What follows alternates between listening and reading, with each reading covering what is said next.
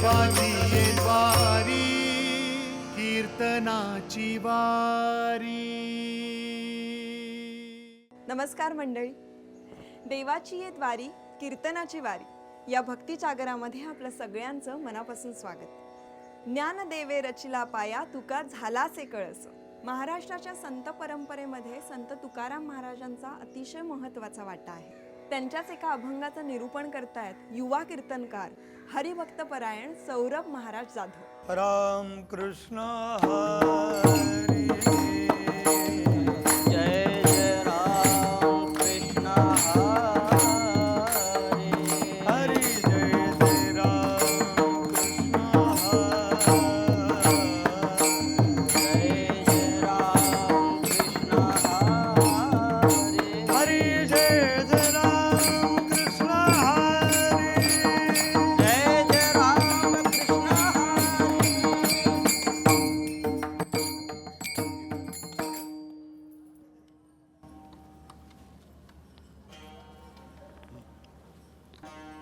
राम कृष्ण हरी.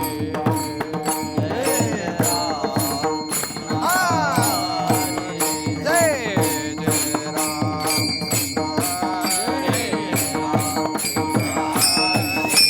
जय राम हरी. जय जय राम हरी. जय जय राम हरी. जय जय राम हरी. जय जय राम जय जय राम हरी. जय जय राम हरी. जय जय राम हरी. जय जय राम हरी. जय जय राम हरी. जय जय राम हरी. जय जय राम हरी. जय जय राम हरी. जय जय राम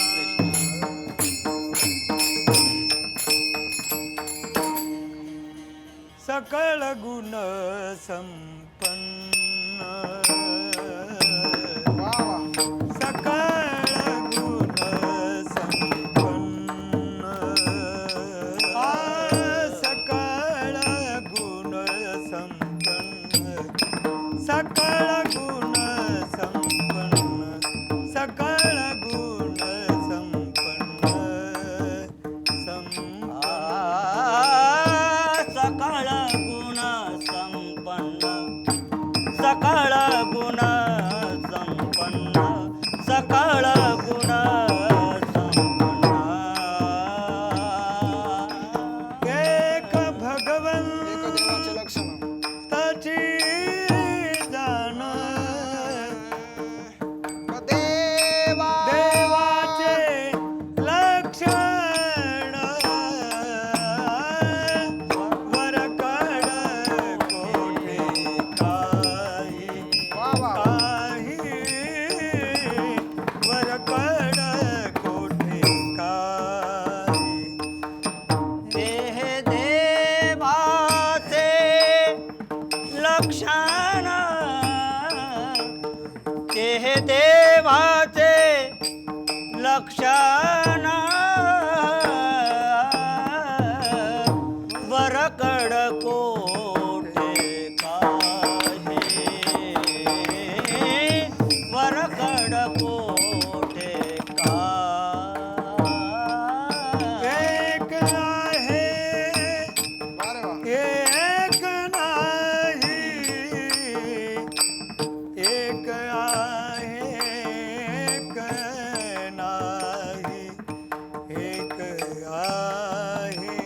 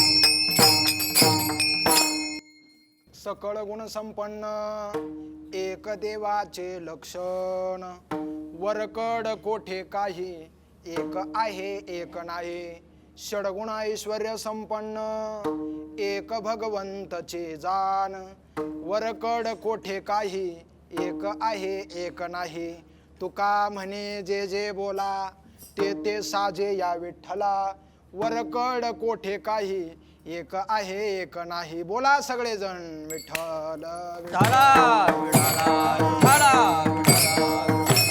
टाळी टाळी हा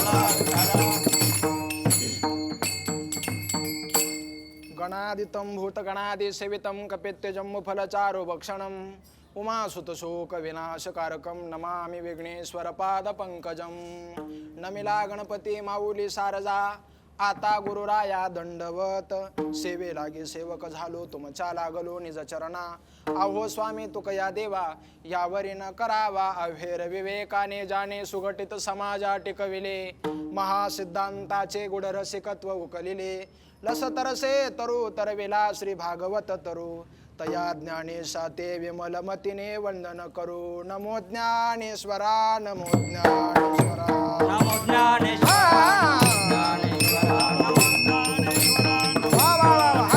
नमो ज्ञानेश्वरा नमो ज्ञानेश्वरा निवृत्ती उदारा सोपान निवृत्ती उदारा सोपान देवा मुक्ताबाई नमो त्रिभुवन पावनी मुक्ताबाई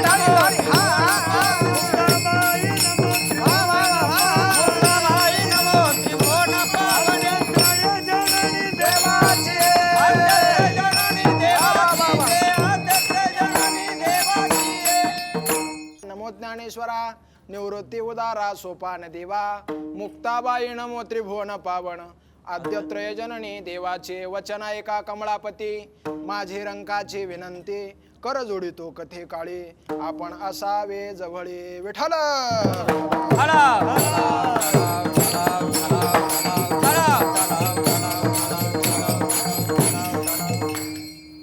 प्रस्तुत प्राप्त प्रसंगी प्राप्त स्थळी संप्राप्त सेवेकरिता निवडलेला अभंग सेवेकरिता म्हणून दाखवलेला अभंग वैराग्याचे महामेरू वारकरी संप्रदायाचं भूषण वारकरी संप्रदायाच्या कलशस्थानी विराजमान झालेले आणि पाचवा वेद म्हणून ज्यांना मान्यता आहे अशा संतश्रेष्ठ जगद्गुरु जगतवंदनीय श्री तुकाराम महाराज यांचा 4 चरणाचा अभंग असून प्रस्तुत अभंगाद्वारे जगद्गुरु तुकाराम महाराज असं एक काहीतरी देवाचं लक्षण आहे असं आजच्या अभंगाद्वारे सांगून जातात विठ्ठल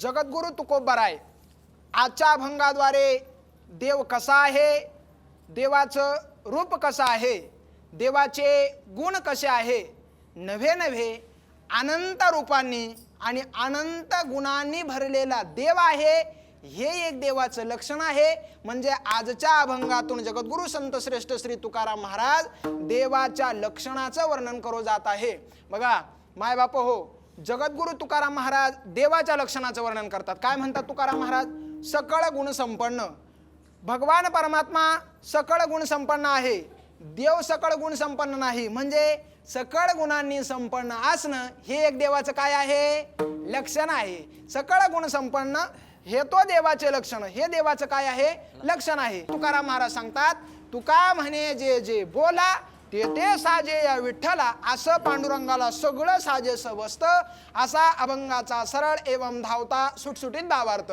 विठ्ठला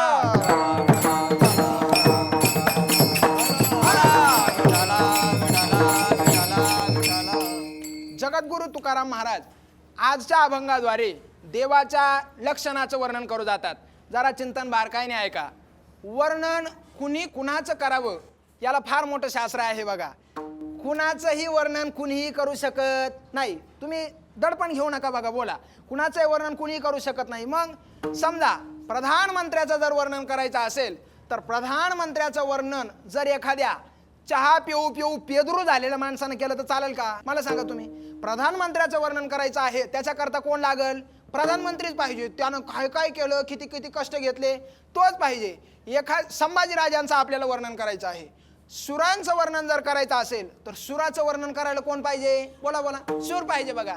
जो सूर आहे तोच सुरांचं वर्णन करू शकतो. एरवी बाकीचा सुराचं वर्णन करू शकत नाही. जगद्गुरु तुकोबारायांनी ह्या उक्तीला गाथ्यामध्ये निर्वाळा दिला आणि तुकाराम महाराजांनी सांगितलं, ऐका, एखाद्याचं जर महत्व तुम्हाला कळून घ्यायचं असेल, एखादा किती पोहोचलेला आहे हे जर तुम्हाला जाणून घ्यायचं असेल तर त्याच्या आधी तुम्ही त्याच्यासारखं तुमच्या अंगात बळ असलं पाहिजे असं तुकाराम महाराज सांगतात बघा. तुका म्हणे अंगी वावे ते आपण तरी समय मान जैल कळो, तरी समय मान येईल कळो. तुका म्हणे अंगी वावे आपण, तरी समय मान येईल कळो. तरी समय मान येईल कळो. वा महाराज. कीर्तन म्हणजे असं युद्धजन्य पातळीवर खड्या आवाजातल्या चालीत चाललं पाहिजे बघा. म्हणजे तुम्हाला ऐकायला बरं वाटलं पाहिजे. नाही तर ओरगाळ तू काय म्हणे वांगे. मला सांगा, बरं वाटतं का ऐकायला? थोडंसं युद्धजन्य पातळीवर चाललं पाहिजे बघा. कीर्तन ही परंपरा काय आहे, वारकरी संप्रदायाने कीर्तन कशा करता सांगितलं ऐका दादा. एक वाक्य तुम्हाला आजच्या दिवशी सांगून जातो. घरी आपण कायमच हसतो. जरा ऐका बरं. घरी आपण कायमच हसतो आणि घरी आपण कायमच रडतो. पण जरा ऐकून जा, हसण्या आणि रडण्याच्या पलीकडे जे शिकवतं त्याला कीर्तन असे म्हणतात. कीर्तन ही अवस्था हसण्या आणि रडण्याच्या पलीकडे माणसाला घेऊन जाते. तुकोबाराय सांगतात, तुका म्हणे अंगी भावे ते आपण. एखाद्याचं महत्व कळून घ्यायचं असेल, एखाद्याचं वर्णन करायचं असेल तर त्याच्याकरता त्याच्यासारखं महत्व महिमान आपल्या अंगी असलं पाहिजे तरच आपण त्याचं वर्णन करू शकतो. अन्यथा वर्णन करू नाही. मग का हो तुकाराम महाराज, त्याचं वर्णन करायचं असेल त्याच्या इतकं सामर्थ्य पाहिजे. काय बोलता तुम्ही? हो, त्याच्या इतकं सामर्थ्य पाहिजे. उदाहरण द्या. उदाहरण देतो मी तुम्हाला, ऐका. जसं कोणती गोष्ट कुणी कुणाला सांगावी याला शास्त्र आहे, तसं कुणाचं वर्णन कुणी करावं याला फार मोठं शास्त्र आहे. तुम्ही ती आजीची नाताची गोष्ट ऐकली का? तू नातू एक दिवस आजीला विचारतो, बरं का आजाओ. नातू एक दिवस आजीला विचारतो, काय आजी का आजी, हे आभाळ एवढं वर कसं गेलं? कोण कोणाला विचारितो? नातू आजीला. मग आजी काय सांगते, बाळ्या मी एक दिवस अंगण झाडत होते. आजी मी एक दिवस अंगण झाडत होते आणि अंगण झाडता झाडता हे आभाळ सारखं माया आजा पाठीला लागायचं. मग मी काय केलं, तोच झाडू उलटा केला नाही म्हणून, म्हणजे एवढा जोरात नाही टाकला पण टाकला नाही म्हणून याच्यात टाकला बघा. आणि तसं हे आभाळ काय झालं, वरती गेलं. आता ही गोष्ट कोण कोणाला सांगतं? आजी नाताला. म्हातारीला म्हणा, म्हाताऱ्याला सांगून पाय बरं काय होतं. कमरात काठी घाली ते मात्र. कोणती गोष्ट कुणी कुणाला सांगावी याला जसं शास्त्र आहे तसं कुणाचं वर्णन कुणी करावं याला सुद्धा शास्त्र आहे. विठाल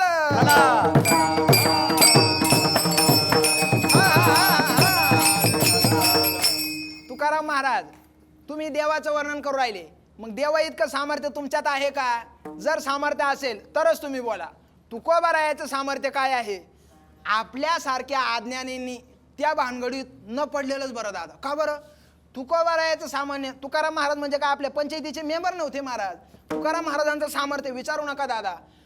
सदेह वैकुंठाला गेलेली व्यक्ती, ऐकताय तुम्ही सगळेजण? सदेह वैकुंठाला गेलेली व्यक्ती वारकरी संप्रदायाच्या इतिहासात आणि महाराष्ट्रात पहिलीच घडून गेली. त्याचं नाव संत तुकाराम महाराज. तेवढीच एक व्यक्ती घडून गेली महाराज. तेव्हाचे तुकाराम महाराज सदेह वैकुंठाला गेले आणि आताचा तुकाराम सदेह गटरीत जातो. आताचा तुकाराम एवढे जाडे असतात महाराज, काय काही गटरीत सुद्धा घुसती नाही हो. गटरीत तुकाराम आता गटरीत सुद्धा घुसती नाही बघा. हे आताचे तुकाराम महाराज. पण ऐका दादा, जगद्गुरु तुकोबारायांचं वैभव आणि जगद्गुरु तुकोबारायांचं वर्णन, देव दुर्लभ साधू, नशीब आपल्या महाराष्ट्राचं. जगद्गुरु तुकाराम महाराज आपल्या महाराष्ट्रात जन्माला आले. एक वाक्य मी सांगून जातो दादा, थोरा मोठ्यांचं ऐकलेले एक वाक्य आहे. अनेक लोकांनी सांगितलं, महाराज आपल्या महाराष्ट्रामध्ये आतापर्यंत अनेक पद होऊन गेली, पण आपल्या महाराष्ट्रात अजून पंतप्रधान काही झालेला नाही. एक वाक्य ऐकून जा दादा, आपल्या महाराष्ट्रात जरी पंतप्रधान झालेला नसेल तर नसू द्या, पण आपला महाराष्ट्र हा संत प्रधान आहे हे कधी विसरू नका. आपला महाराष्ट्र हा संत प्रधान आहे. जगाच्या पाठीवर जेवढे जेवढे महत्वाचे संत आहे तेवढ्या तेवढ्या सगळ्या संतांनी जन्म घेण्याकरता ऑस्ट्रेलिया नाही निवडली, जपान नाही निवडलं, मग उत्तम उत्तम असणारं भरतखंड आणि त्या भरतखंडामध्ये पवित्र ते कुळ पावन तो देश असं एक देहूगाव, आणि त्या देहूगावात जगद्गुरु तुकोबाराय अवतराला आले. विचार करा, जगद्गुरु तुकोबारायांचं किती वैभव वेगळं असेल. जगद्गुरु तुकाराम महाराजांना ह्या संतांनी मोठं म्हणलं, त्या संतांनी मोठं म्हणलं, यात नवल नाही. आमच्या एका संताचा असं प्रमाण आहे, जगद्गुरु तुकाराम महाराज सगळ्यांपेक्षा श्रेष्ठ आहे. तुका सर्वश्रेष्ठ वा रे वा. हा, हा. वा, वा, वा. टाळी, टाळी. वा रे वा, वा. वा, वा. क्या बात आहे.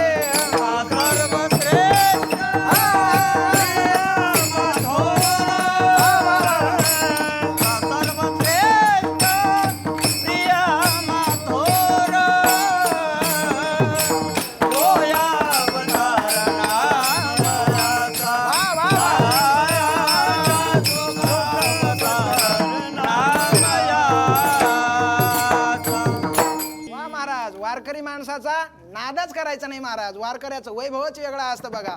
अतिशय महाराज ही गायनाचार्य थोडी म्हणतात पण अतिशय गोड म्हणतात बघा. मोजकच म्हणलं पाहिजे महाराज. एका ठिकाणी मी कीर्तनाला गेलो आणि दोन गायक चाल म्हणाय पुढे आले, सारे गप्पा बसा, सारे गप्पा बसा. म्हणलं आता तुमचं बोला, आणि त्यानं चाल म्हणाय तोंड आय केलं. अहो एवढ्या वेळा आलाप गात होती, चिमणी आली बी नांडी घालून पिलंही घेऊन गेली, ती आज करीत होते बघा. मला सांगा असं कुठे जमेल का बघा. अतिशय सुंदर बघा, शॉर्ट बट स्वीट, वारकरी रत्न, वैभवच वेगळं महाराज. तुकाराम महाराजांना आपण श्रेष्ठ म्हणतो यात नवल नाही.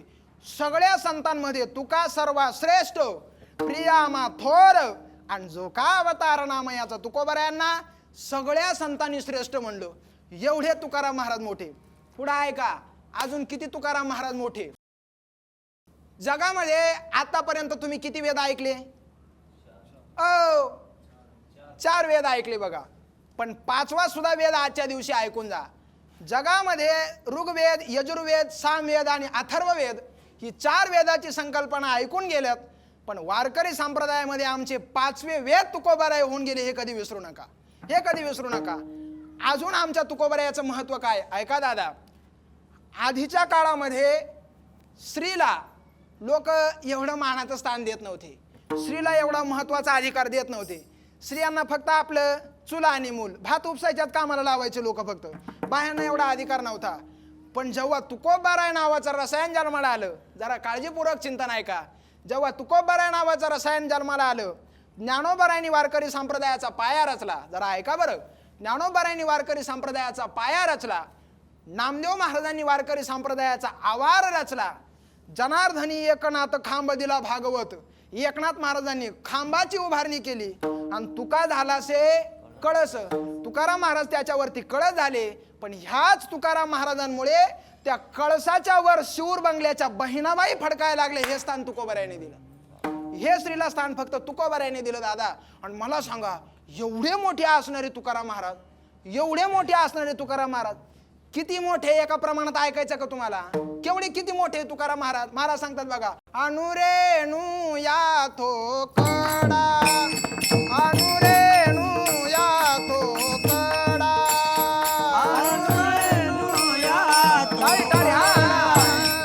अनुरेणू या थो कडा, तुका काशाय वडा, तुका काशाय वडा, अनुरेणू या थो कडा, वा, वा, वा. अनुरेणू या थो कडा.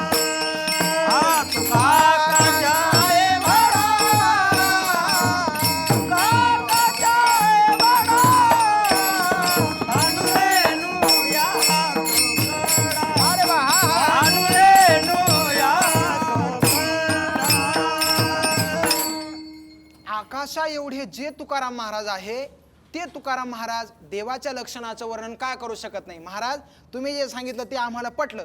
तुकाराम महाराज फार मोठे आहे आणि त्यांनी 100% देवाचं वर्णन करावं. पण का हो महाराज, देवाचं वर्णन करावं म्हणजे देव काय असं तसा सामान्य माणूस आहे का? नाही. मुळात म्हणजे देवाचं वर्णन करायला आता आपलं वर्णन करता येऊ शकतं. महाराज सौरभ महाराज काळा का गोरा तुम्हाला सांगता येऊ शकतो. बघा याचा रंग कसा आहे, हे किती फूट किती इंच आहे, 1.5 फूट का 4 फूट आहे, म्हणजे एवढा 1.5 फूट नसेल मी सांगतो मी तुम्हाला. बघा म्हणजे माझं वर्णन करणं तुम्हाला सगळ्यांना सोपं जाईल. बघा पण देवाचं वर्णन करणं सोपं जाणार नाही. का बरं सोपं जाणार नाही? कारण ज्ञानोबा सांगतात मी त्याला अनंत रूपाने पाहिलं. मुळात देव अनंत रूपाचा आहे. पण आतापर्यंत संत महात्म्यांच्या आधाराने आपण देवाची 2 रूपं ऐकलेली आहे. कोणती कोणती? एक रूप म्हणजे देवाचं सगुण, वा रे वा, आणि दुसरं म्हणजे निर्गुण. का हो महाराज, सगुण कशाला म्हणायचं आणि निर्गुण कशाला म्हणायचं? अगदी तुम्हाला कळेल अशा सोप्या भाषेत सांगतो बघा. सगुण म्हणजे काय आणि निर्गुण म्हणजे काय ऐका. देव त्याच्या घरी राहतो, त्याच्या घरी राहण्याचं देवाचं जे रूप आहे त्या रूपाला निर्गुण असे म्हणतात. आणि आपल्यामध्ये देव ज्या रूपाने येतो त्या रूपाला सगुण रूप असे म्हणतात. नाही कळलं का तुम्हाला? अगदी सोपं सांगतो बघा. जसे तुमचे घरी घालायचे कपडे वेगळे आणि 4 चौघात जायचे कपडे वेगळे, बरोबर ना? घरी ज्या कपड्यावर राहते तिळं चिडे येत्या, तसं नाही बघा. घरी घालायचे कपडे जसे वेगळे आणि 4 चौघात घालायचे कपडे वेगळे. घरी बरमुडा असे तरी धकून जातं बघा, म्हणजे घरी घालायचे कपडे वेगळे पण 4 चौघात जरा अप टू डेट कडक कपड्यात माणूस असतो बघा. तसं देव त्याच्या घरी ज्या रूपाने राहतो त्या रूपाला निर्गुण रूप असे म्हणतात आणि आपल्यामध्ये ज्या रूपाला आला त्या रूपाला सगुण असे म्हणतात. एक वाक्य तुम्हाला सांगून जातो ऐका. सगळ्या समुद्राची शाही केली, आभाळाचा कागद केला आणि स्वतः सरस्वती माता जरी लिहायला बसल्या तरी देवाकडे किती गुण संपन्न आहे हे सांगणं होणार नाही. एवढा मोठा देव आहे. पैकी का हो महाराज, तुकाराम महाराज म्हणतात सकळ गुण संपन्न. सकळ म्हणजे कोणते गुण? भगवान परमात्म्याकडे अनेक गुण आहे पण ज्ञानोबरायांनी 6 गुण ज्ञानेश्वरी नावाच्या ग्रंथात सांगून ठेवले बघा. कोणते कोणते गुण? ऐका ऐका. यशस्वी अवतार, ज्ञान वैराग्य ऐश्वर्य हे 6 गुणवैर्य वस्तीज येथ. देवाकडे कोणते कोणते गुण आहे? पहिला गुण आहे यश. देवाला कधी अपयश आलेलं ऐकता ना तुम्ही? अपयश आलेलं नाही. देवाने अपयश घेतलं 2दा, स्वतःहून घेतलं बघा, स्वतःच्या मर्जीने. कधी कधी एकदा म्हणजे युद्धभूमीतनं जगाचा बाप युद्धभूमी सोडून पळाला तेव्हा, आणि दुसऱ्यांदा पांडवांची शिष्टाई सफल केली नाही तेव्हा आलं नाही. घेतलं बघा. देवाकडे यश आहे. पुढचं देवाकडे श्री आहे. श्री म्हणजे पैसा, लक्ष्मी. पैसा, लक्ष्मी, श्री ह्या कोणाकडेही नसतात महाराज. कोणाकडे असतात? महाराज सांगतात लक्ष्मी वसते जिव्हाग्रे. जो माणूस गोड बोलतो, जो माणूस चांगलं बोलतो, जो माणूस परमात्म्याची सेवा करतो त्याच्याकडे ह्या गोष्टी असतात. गोड बोललं पाहिजे, माणसानं चांगलं बोललं पाहिजे. मला सांगा तुम्ही पोपट पाळीत्या का कावळा पाळीत्या? तुमच्याकडे कसं काय? इकडं पोपट पाळतो बघा. का बरं पोपट पाळतो?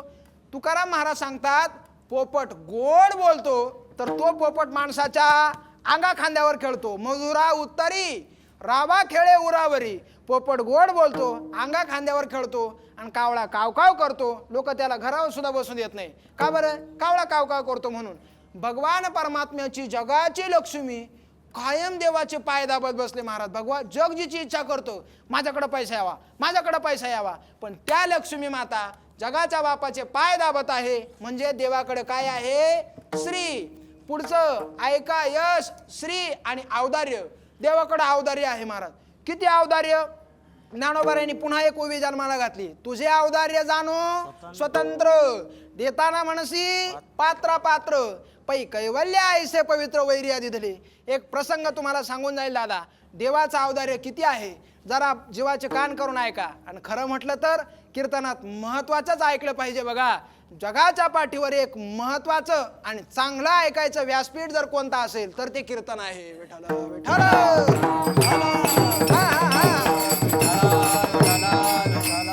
देवाकडे किती औदार्य आहे. देवानं कोणला कोणला किती दिलं. सुदामा नावाचे ब्राह्मण तुम्हाला सर्वांना माहित आहे बघा. काय झालं? परिस्थिती एकदम हालाकीची झाली. म्हणून सुदामा भगवान कृष्ण परमात्म्याच्या भेटीला गेले. द्वारपालांनी अडवलं. अरे द्वारपालो, सर्वांना तुम्हाला माहित आहे बघा. आणि तिथं अडवल्याच्या नंतर ज्या वेळेस भगवान कृष्ण परमात्मा सुदामा ह्या दोघांची भेट झाली आणि देवानं सुदाम्याचे पाय धुवायला सुरुवात केली. ऐकता ना तुम्ही सगळेजण? सुदाम देवाचे पाय धुवायला सुरुवात केली आणि पाय धुता धुता पाय धुतल्याच्या नंतर सुदाम देवाला देवाने विचारलं, म्हणे सुदामा तू फार लांबणं चालत आला, कपाळावर तुझ्या घाम आला, तुझा गंध पुसला जाईल, हा गंध तू पुसून टाक आणि त्याच्याऐवजी मी नवा गंध लावतो. देवाने सुदाम्याला सांगितलं, हा गंध तू पुसून टाक, त्याच्याऐवजी मी नवा गंध लावतो. गंध लावल्याच्या निमित्ताने, गंध पुसण्याच्या निमित्ताने जगाच्या बापाने सुदाम्याच्या कपाळावरनं हात फिरवला. हाताने गंध पुसला नाही. मग आयुष्यात कधी पैसा नावाची गोष्ट ज्याच्या नशिबात नाही, जगाच्या बापाने त्याचं कपाळ पुसलं आणि कपाळाबरोबर त्याचं भविष्य सुद्धा पुसून टाकलं. याला म्हणायचं औदार्य. कपाळाबरोबर त्याचं भविष्य सुद्धा पुसून टाकलं महाराज. ब्रह्मदेवाने लिहिलेली रेषा सुद्धा पुसून टाकली. आणि हा प्रकार घडल्याच्या नंतर थोड्या वेळानं ज्या वेळेस देवानं विचारलं, सुदामा माझ्यासाठी काय आणलं, मला काय आणलं? मग ते सुदाम देवानं पोहे दिले बघा. देतच नव्हता पण ते दिले. माझी तुम्हाला आग्राची कळकळीची विनंती आहे, किती पोट भरला असेल आणि एका ठिकाणी पोहे खाण्याचा योग आला, म्हणजे तसा मला अजून आला नाही, समजून घ्या तुम्ही. पोहे खाण्याचा जर एका ठिकाणी योग आला, एखाद्या ठिकाणी पोहे खाण्याचा योग आला तर ते पोहे परत करू नका. का बरं? एक घास तरी खा, कारण ते पोहे देवाला आवडतात. सुदाम देवाने दिलेले पोहे भगवान परमात्म्याने एक घास खाला आणि रुक्मिणी मातेने पोहे हिसकून घेतले. म्हणे तुम्ही खाऊ नका. का बरं खाऊ नका? रुक्मिणीने सांगितलं, देवा नुसतं पोह्याचा एक घास खाला तर सुवर्णाची नगरी याला देऊन टाकली. जर पुरे पोहे खाले तर आम्हाला सुद्धा द्यायला मागं पुढं पाहणार नाही तुम्ही. पुरे पोहे खाऊ नका. याला एवढं देवाचं औदार्य आहे.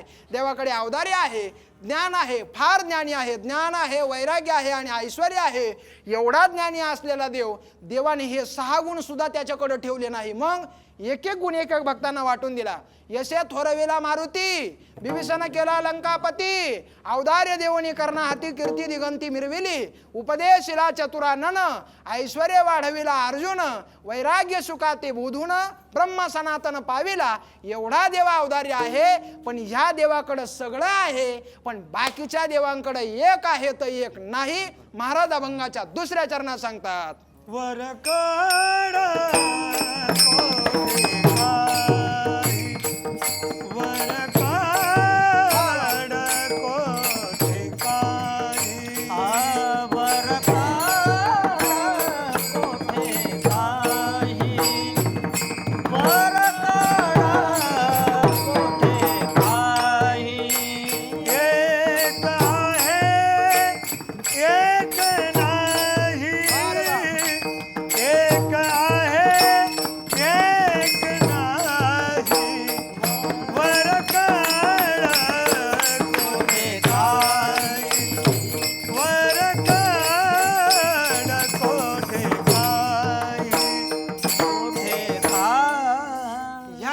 सगळं आहे पण बाकीच्या देवांकडे काहीच नाही. असा हा सगळ्या गुणांनी संपन्न देवता आहे. महाराज खरंच सगळ्या गुणांनी संपन्न आहे. हो, तुकाराम महाराज सांगतात, षडगुण ऐश्वर्य संपन्न, एक भगवंताची जाण, तो फक्त एकटाच आहे. मग का हो महाराज, सकळ गुणांनी संपन्न जो देव आहे, ज्याच्याकडे सगळे गुण आहे, सगळ्या गुणांनी जो भरलेला आहे, आम्ही त्याला नेमकं म्हणायचं काय?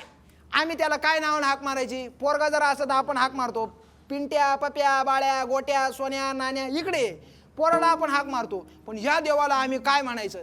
तुकाराम महाराज सांगतात, तुम्हाला जे येईल ते म्हणा. का बरं जे येईल ते म्हणा? ह्या देवाला काही म्हणलं तरी त्याला फिट्टच बसतं. अभंगाचं शेवटचं चरण, तुका म्हणे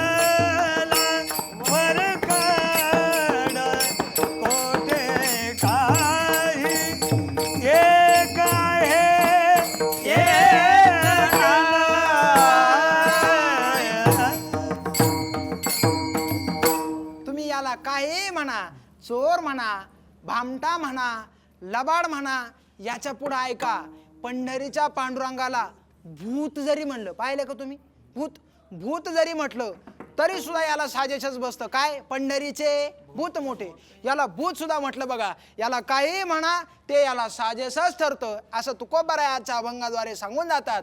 कीर्तन सेवेची निरूपणाची परंपरा म्हणून सर्वांनी एकदा मोठ्या प्रेमाने ते पंढरीश पांडुरंग परमात्म्याचं भजन करूया. बघा, कीर्तन चालू झाल्यापासून मी तुम्हाला काही त्रास दिला का, काही म्हणलो का, काहीच नाही. बघा, आता सुद्धा त्रास येणार नाही, पण कीर्तनात एवढाच त्रास घ्यायचा, कोणता, टाळी वाजवल्याशिवाय राहू नका. ज्यांना ज्यांना देवाने हात दिलेले आहे ते ते आता सगळे टाळी वाजवतील आणि सगळ्यांनी भजन करा. विठोबा जय जय विठोबा रघुनाथ, जय जय विठोबा रघुनाथ, जय जय विठोबा रघुनाथ, विठोबा रघुनाथ, जय जय विठोबा रघुनाथ.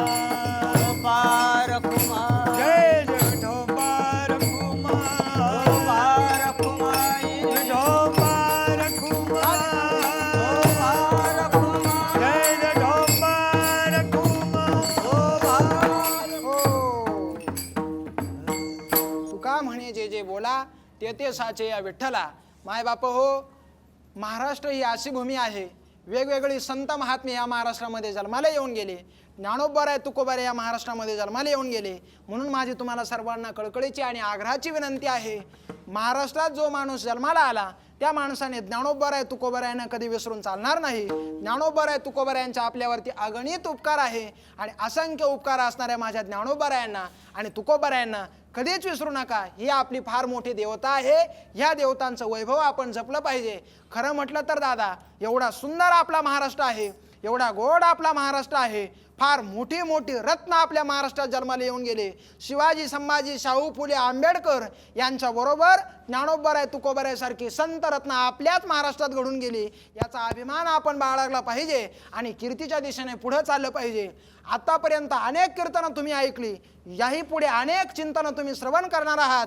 पण श्रोतूवर्गाला, देवरूप श्रोतूवर्गाला माझी एक विनंती आहे, नुसती कीर्तनं ऐकून आपलं भलं होणार नाही. प्रत्येक कीर्तनाची काही ना काही सुधोरी घरी घेऊन जायला शिका. ज्या दिवशी आम्ही ज्ञानोबराय तुकोबारायांचे विचार आमच्या घरी up to the last man, शेवटच्या माणसापर्यंत पोहोचवायला शिकू ना, त्या दिवशी महाराष्ट्रात क्रांती आल्याशिवाय राहणार नाही. अनेक लोक म्हणतात ज्ञानोबराय पुन्हा जन्माला या, तुकोबाराय पुन्हा जन्माला या. ज्ञानोबराय तुकोबाराय आपल्यातनं गेलेच नाही, पुन्हा येण्याचा विषय नाही. शिवाजीराजे, संभाजीराजांनाही आग्रह धरला पुन्हा जन्माला या, पण ऐका दादा, राजे इथं जन्माला यायची काहीच गरज नाही. का बरं काहीच गरज नाही? अरे तुमच्याच लेकराला शिवाजी बनवा, तुमच्याच लेकराला संभाजी बनवा, तुमच्याच मुलीतनं कोणीतरी बहिणाबाई जन्माला येतील, तुमच्याच लेकीतनं कोणीतरी हिंदुस्थानाची गान कुकळ्या जन्माला येईल. फक्त जगू द्या त्या लेकींना, वाढू द्या त्या लेकींना, जन्माला येऊ द्या त्या लेकींना. पण दुर्दैव आपलं, आपण मुलीचे तुकडे तुकडे करूनच गर्भातून बाहेर काढतो. पोरगी ओरडू ओरडू सांगते, आई मला मारू नको ग, मला जन्माला येऊ दे ग. माझ्यात इतकं सुद्धा बळ नसतं आई. डॉक्टर काकांची टणक हातोडी टक्क दिशी माझ्या डोक्यावर बसते आणि डॉक्टर काकांना मला एवढं सुद्धा सांगत नाही का, काका मला मारू नका हो, काका मला जगू द्या हो, जगू द्या त्या लेकींना, वाढू द्या त्या लेकींना. माझं जाता जाता त्या बहिणींना सांगणं असेल, तुम्ही नका बनू रामाची सीता, लोक तुम्हाला आवला म्हणतील. तुम्ही नका बनू पांडवांची द्रौपदी, लोक तुम्हाला वेसा म्हणतील. पण तुम्ही बना त्या शिवबाची आई, लोक तुम्हाला राजमाता म्हणतील, लोक तुम्हाला राजमाता म्हणतील. माझ्या पोटी जन्माला आलेला प्रत्येक पोरगा सुरच झाला पाहिजे, ही उमेद जर इथल्या प्रत्येक आईची असे ना दादा, कुणाची टाप नाही हल्ली लेकींकडे वाकडं बोट करण्याची बघून. म्हणून जगू द्या त्या लेकींना, वाढू द्या त्या लेकींना. ज्ञानोबराय तुकोबारायांचे विचार आपल्या पाठीशी बाळगा आणि पुढे चला. जीवन फार सुंदर आहे, जगण्याचा प्रयत्न करा दादा. देवाने आपल्याला काय दिलं नाही, निसर्गाने जे जे आपल्याला दिलं ना, त्याची कधी अवहेलना करू नका. ज्ञानोबरायांनी सांगावं, दुष्काळ हटाव, दुष्काळ हटाव, दुष्काळ हटाव, नुसतं आपणच ओरडतो असं नाही.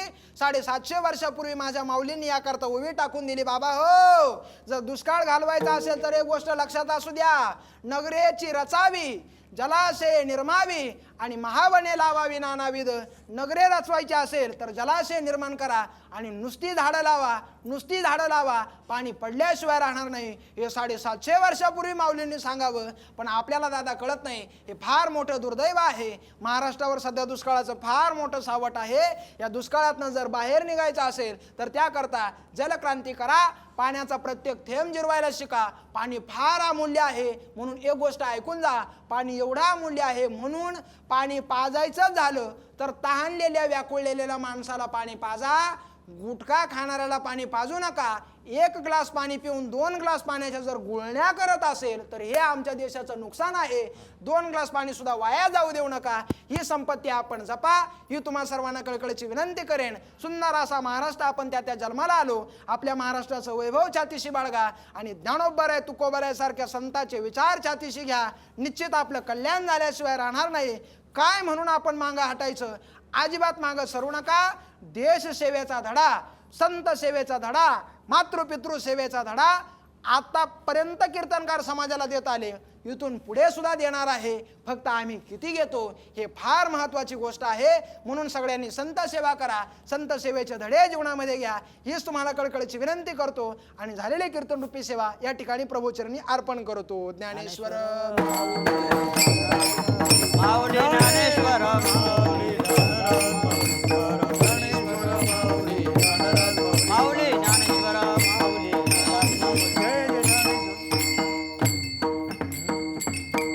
सकळ गुण संपन्न एक देवाचे लक्षण.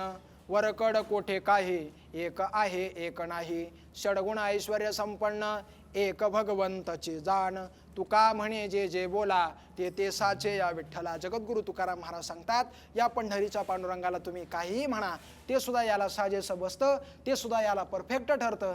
फक्त दादा ते आपल्याकरता आजही यायला तयार आहे. फक्त तुम्ही त्याला त्या नावाने हाक मारा, हीच तुम्हाला विनंती करतो आणि सेवेला पूर्ण विराम देतो. विठ्ठल जय जय हा